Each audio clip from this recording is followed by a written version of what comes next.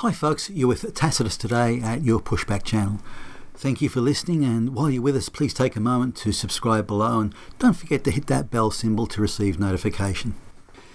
In this essay, we will examine how globalist SJW activism at all levels, on the street, in the media and in the political sphere and elsewhere, how it is funded and how it is paid for. It is well established that various international globalist groups donate to activist causes through multiple front organisations. They don't like it to be too much out in the open. The Open Society of globalist George Soros, among others, is a well-known and generous donor to various globalist activist groups, ones pushing open borders and illegal people smuggling, among other things.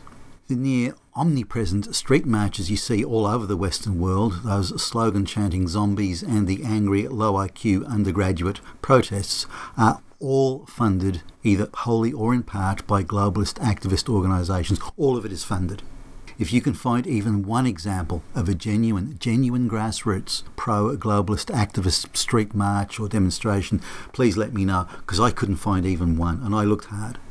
But even adding up all the donations received by any given globalist activist group and then looking at the huge scale and hence cost of the operations they undertake, organise, launch and promulgate, there is still a large cash shortfall. There's a large differential between the money they take in and the money they spend. That is, the activists are spending more money on activism than they take in the front door. So money, and a lot of it, is still coming from somewhere else. So where? Let's check it out. A lot of operatives and organisers are needed internationally to keep all this in-your-face activism happening and constantly bubbling. There's a lot of people are needed.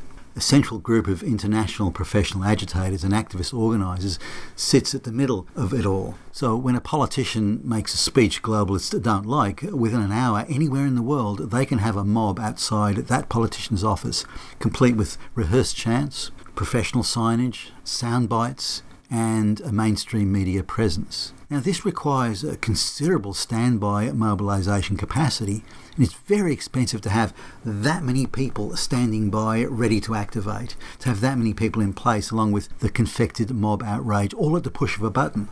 That flicker-switch activism anywhere in the Western world takes piles of cash.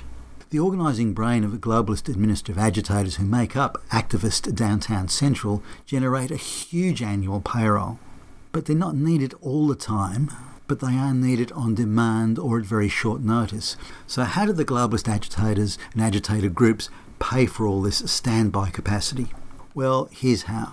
Employment or job round robins or job conga lines are set in place where activists can seamlessly interchange between jobs at NGOs, the United Nations, globalist political parties, academia, public service institutions, political quangos, left-leaning media groups, sundry taxpayer-funded groups such as arts councils and so on. All of this has a distinctly deep state look and feel about it. Here is just one example of how it works, which illustrates also how far and wide and deep the globalist tentacles spread. So Julie, not her real name, is employed as an NGO organiser at an African refugee camp. She then moves directly to working at the UN as a gender oppression consultant. She is then hired by an American university as a gender studies professor. She is then transferred to a British university as an African women's studies academic.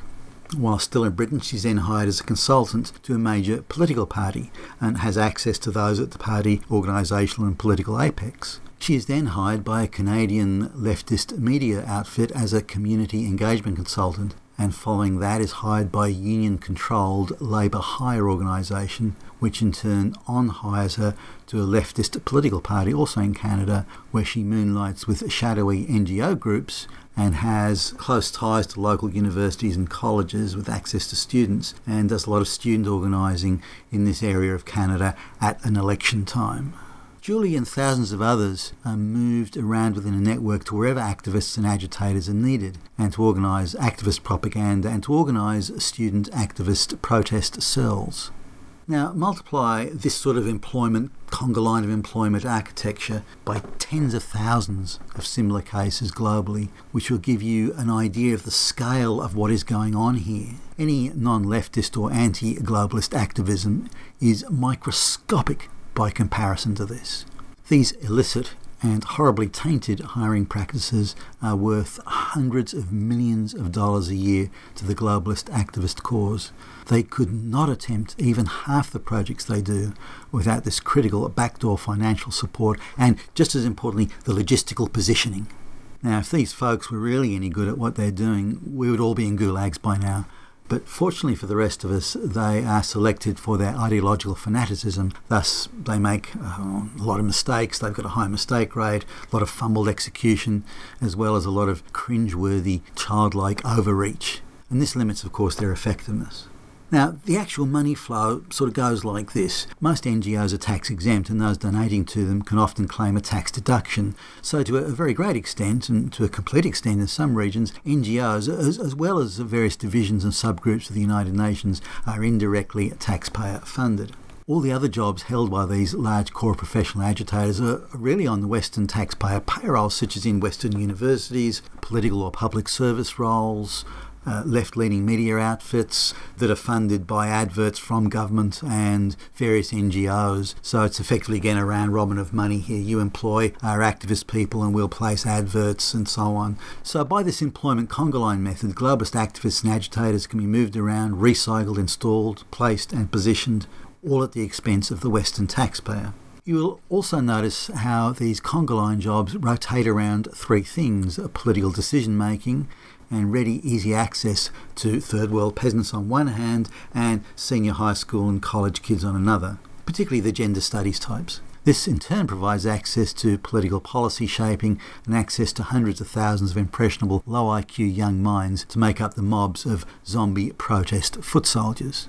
So many people placed in so many areas of government, public service, academia and NGOs provide the framework of multi-layer coordination and interaction. There are other benefits by having so many people in so many places at so many levels. So all these people who are placed in areas of government, public service, academia, the NGO, media and so on, they provide a wide framework, a tiered framework, a multi-layer framework of coordination and interaction. So it goes like this. An academic study from a university citing, say, racism is everywhere, is produced and put out. The perfectly timed media pieces in support of that study then roll out.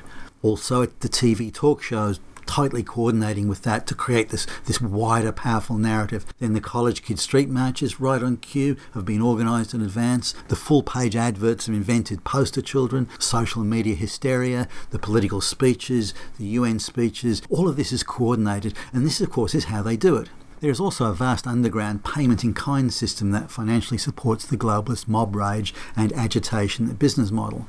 Say an activist arrives in LA and is immediately placed on the prime speakers list for a national speaking tour to talk about, say, the purported evils of wicked white Islamophobia.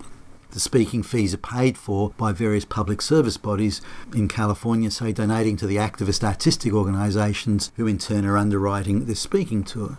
And all the attendance fees, of course, are paid. Similarly, a national hotel accommodation account that's held by a national theatre guild or union pays for all the hotel and travel expenses of this activist. Now, we could be talking $30,000, $40,000, $50,000 just for this one tour for this activist to go and spread propaganda. It's all being indirectly paid for by, in this case, the US taxpayer. There are other equally clandestine and under-the-table methods used to fund globalist activism. A new and very generous book writers grant, for example, is established by a Western state government. The prize is won by an alleged female refugee who has recently arrived from Africa. The sheer brilliance of her English prose, but it turns out she barely speaks a word of English, also attracts the attention of an NGO who asserts they want to encourage such outstanding literary talent. And she is then put on a well-funded travel junket to travel around the world spreading globalist propaganda, visiting all those African villages, saying to the people there, hey, come to the West, it's a wonderful place, look at me. This wider network of activist employment also gives many of these people a legitimacy that additionally underwrites their activism. Who cannot take seriously a professor, somebody with multiple PhDs or a prize-winning book author? So what can we do about all this other than just talk about it? The globalist forces are well-funded, they're arrogant and consumed with entitlement, but they're not as clever as they think they are. They did not see the advent of President Trump or Brexit or other developments in pushing back against globalisation, such as in Italy, Hungary and Poland and others. They didn't see the GFC crisis. So they are undoubtedly fallible. Too many of the Western major party politicians, the party machine guys, too many of those are on the globalist payroll. And the politicians, for that matter, few of them will come across, and even then, only when they are sure of the direction the wind is blowing. For the time being, you have to assume they're going to either openly or quietly support globalisation. They'll change their position when the direction of the wind changes, but for now, we can't really do anything with them. But what we can do is call out this globalist encroachment wherever you see it and tell as many people as you can. Whenever you see any activism, a street march, a protest, anything at all, always ask, where does the money come from and who is paying for that? Politely write to your politicians, insisting on them repudiating the globalist mantra and the mountains of your taxpayer money that underwrites it here in the West. And most of all, support new political parties and commentators that represent the interests of the voters and not those of the globalists. Any activist NGO must lose its tax-free status if it engages in any activism, such as the activism we're seeing of encouraging illegal immigration from African tribal villages and elsewhere around the African region. Any activist college or university that preaches white hatred and globalisation must lose its taxpayer-funded status. You've been with Tacitus today at your Pushback channel, and thank you for listening.